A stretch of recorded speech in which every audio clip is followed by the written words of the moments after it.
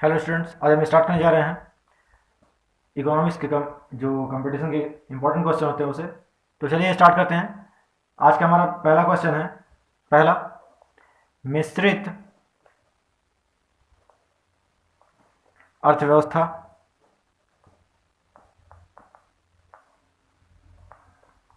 का अर्थ है। मिश्रित अर्थव्यवस्था का अर्थ होता है, इसका जो आंसर होगा एक लाइन का केवल, जहां राष्ट्रीय अर्थव्यवस्था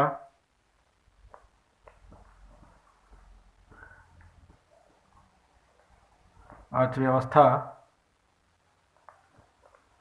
में सार्वजनिक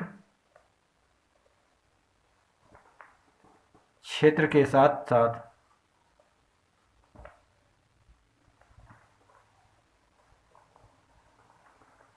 निजी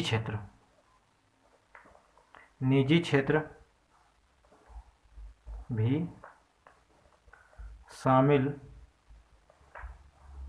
होते हैं। यानी ऐसे समझ सकते हैं, मिश्रित अर्थव्यवस्था का अर्थ ये होगा। मिश्रित अर्थव्यवस्था का मुख्य रूप से अर्थ जो होता है वो होता है मिश्रित। पहले इससे हम समझ सकते हैं नॉर्मल शब्दों में, यानी साधारण शब्दों में।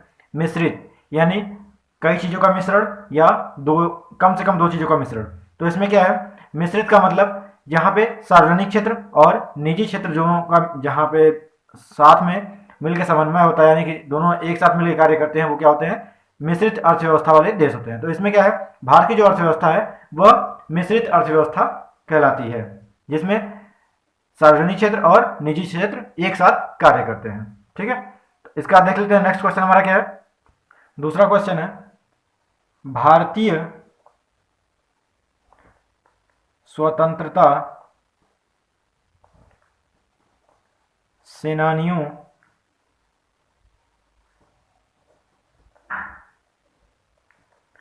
में किसने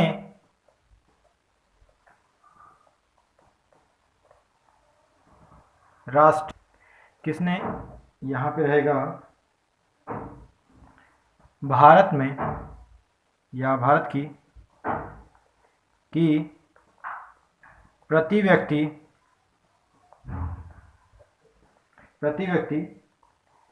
आय का आकलन या फिर अनुमान का प्रयास किया। क्वेश्चन मार्क, इसके साथ इसका आंसर जो होगा वो होगा दादा भाई नौरोजी।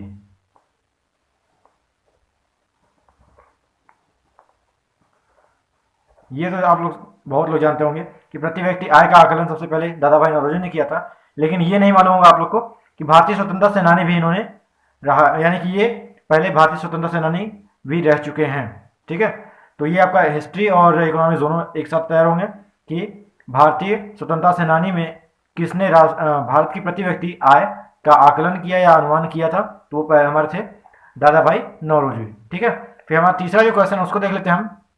तीसरा क्वेश्चन हमारा है, देश में चालित राष्ट्रीय आयरन प्लस पहल के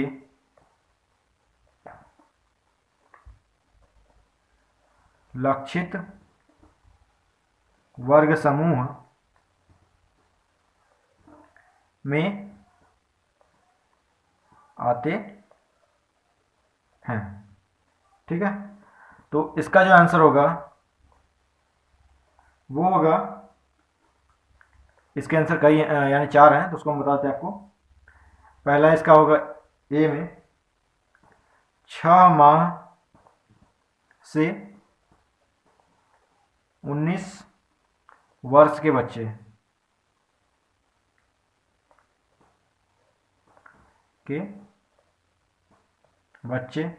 अब इसी का बी आंसर होगा गर्भवती महिलाएं। फिर इसका सी आंसर होगा प्रजनन आयु वर्ग की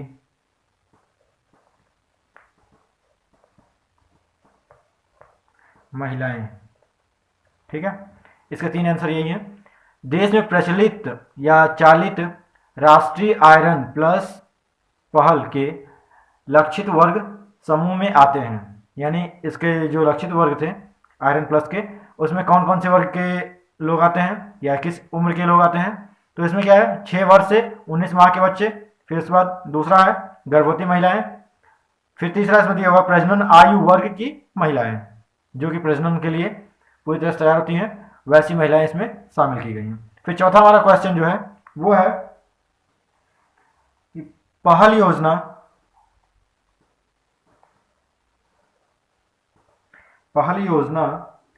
किस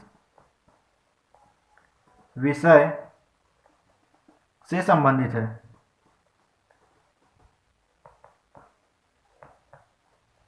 यानी पहल योजना जो थी वो किस विषय से संबंधित थी? तो इसका आंसर होगा, इसका आंसर है आर्थिक सहायता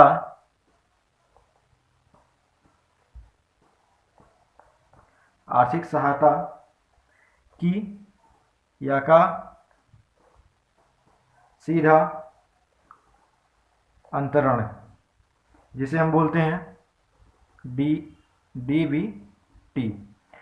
यानी जो पहल योजना थी उसका विषय क्या था? आर्थिक सहायता का सीधा अंतरण।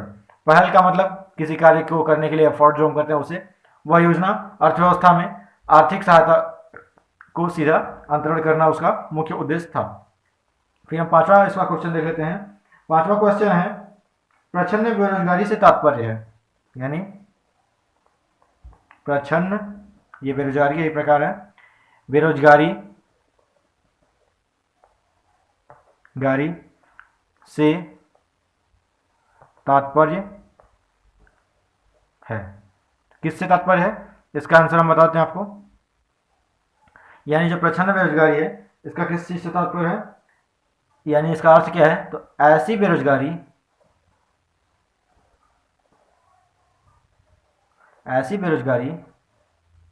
जिसमें श्रमिक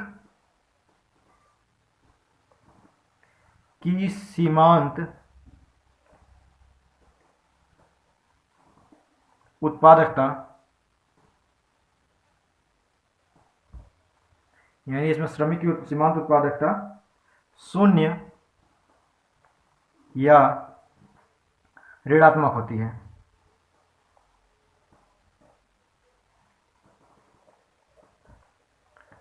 यानी इसको ऐसे समझ सकते हैं, प्रच्छन्न बेरोजगारी का तात्पर्य जो होता है वो है कि ऐसी बेरोजगारी जिसमें श्रमिक की सीमांत उत्पादकता शून्य या ऋणात्मक होती है। इसका मतलब ये समझ लीजिए कि जैसे खेती करने के लिए हम लोग जाते हैं या फिर कोई किसान है, उसकी घर के जो मेंबर होते हैं या घर के सदस्य होते हैं जो कृषि के लिए जाते हैं खेत में, तो क्या करते हैं, उसमें लगे तो होते हैं, लेकिन क्या होता है कि उनके उस खेती में कार्य करने से कोई न तो उसमें उत्पादकता बढ़ती है, न ही उनका कोई दूसरा यूटिलाइजेशन होता है। यानी कि वो उस कार्य में लगे हुए हैं लेकिन उत्पादकता उनकी बस खाली हम काउंटिंग कर सकते हैं कि इतने सदस्य उसमें काम कर रहे हैं, लेकिन उसमें क्या होता है वास्तविकता में कि उसमें उनके द्वारा उत्पादकता नहीं होती है या फिर ऋणात्मक होती है। ऐसे बेरोजगारी को क्या कहते हैं? प्रच्छन्न बेरोजगारी। ठीक है, इसका 6वां नंबर हमारा क्वेश्चन जो है वो है भारत में नोट निर्गमन प्रणाली आधारित है।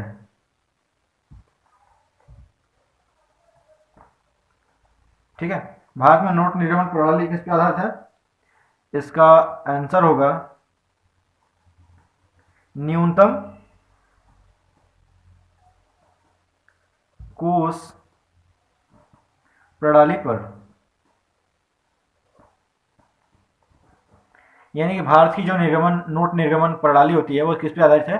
तो उसका न्यूनतम कोष प्रणाली पर आधारित है। ठीक है, यानी इसको ऐसा समझ सकते हैं कि नोट का निर्गमन जो करने की प्रणाली है वो किस पे आधारित है, किस पे बेस्ड है, तो वो है न्यूनतम यानी सब कम से कम कोष में जो नोट का निर्गमन होता है उस प्रणाली पे ये आधारित है। इसके बाद इसमें दिया है कि जो हमारा 7वां क्वेश्चन है वो है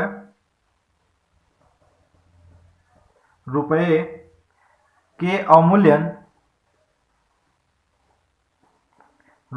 अवमूल्यन का संकल्पित लक्ष्य है। अब क्या है इसको भी हम देख लेते हैं। तो इसका आंसर जो होगा इसमें होगा निर्यात को बढ़ावा देना,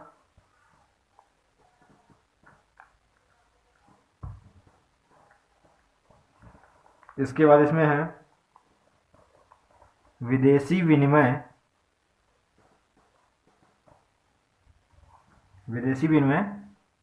की प्राप्ति, इसके बाद इसमें है बढ़ते आयात को रोकना।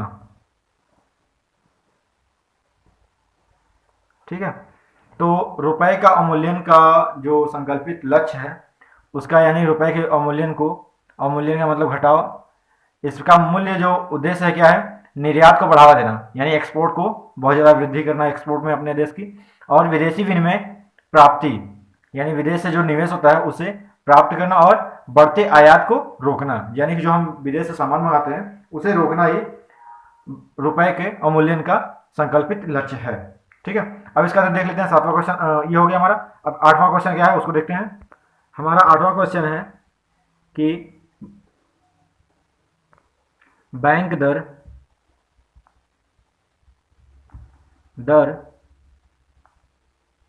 का क्या तात्पर्य है। ये क्वेश्चन हो गया। इसका आंसर जो होगा हमारा यानी बैंक दर क्या होती है इसको बताया गया है। तो जिस दर पर रिजर्व बैंक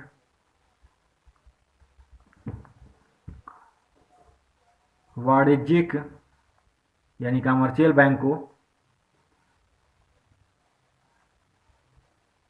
बैंकों को या फिर बैंकों की पुनः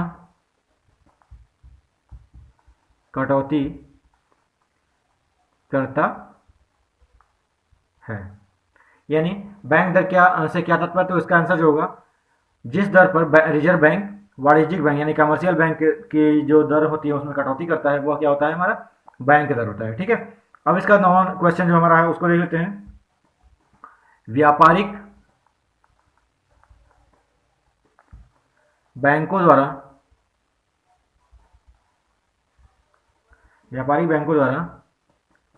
जनित साख का नियंत्रण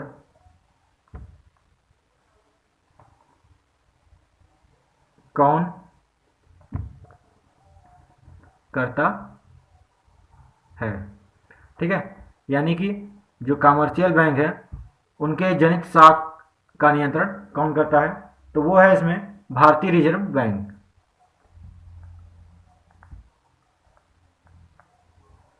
भारतीय रिजर्व बैंक। ठीक है, इसके बाद हमारा जो 10वां क्वेश्चन है उसको भी देख लेते हैं हम। 10वां क्वेश्चन है देश में या देश का सबसे बड़ा वाणिज्यिक बैंक यानी कमर्शियल बैंक कौन सा है। ठीक है, तो इसका जो आंसर होगा वो है, आप सबको मालूम होगा शायद, SBI यानी स्टेट बैंक ऑफ इंडिया। ठीक है, तो ये है देश का सबसे बड़ा वाणिज्यिक बैंक, यानी कि सबसे बड़ा कमर्शियल बैंक हमारा है, हमारे देश का, वो है SBI, जिसे हम state bank of India India कहते हैं। तो ये थे आपके इंपॉर्टेंट क्वेश्चन जो कि आपके UPSC, NTPC, railway, net, PhD तक के पेपर में पूछे जाते हैं। यानी कि जितने भी कंपटीशन पेपर होते हैं इकोनॉमिक्स से संबंधित ऐसे क्वेश्चन पूछे जाते हैं आपको, और ये मुख्य रूप से सेलेक्टेड क्वेश्चन जो कि बहुत ही ज़्यादा कंपटीशन में पूछे जाते हैं। तो इसमें अगर आपको कोई भी प्रॉब्लम होती है तो आप हमें कमेंट बॉक्स में कमेंट करके क्वेश्चन पूछ सकते हैं। और अगर आप इस चैनल पर नए हैं तो हमारे चैनल सब्सक्राइब कर लीजिए, बेल आइकन प्रेस कर लीजिए, जिससे कि आपको नए नए वीडियोस के अपडेट्स मिलते रहें और आप अच्छे तरीके से अपनी तैयारी को जारी रख सकें। Thank you for watching.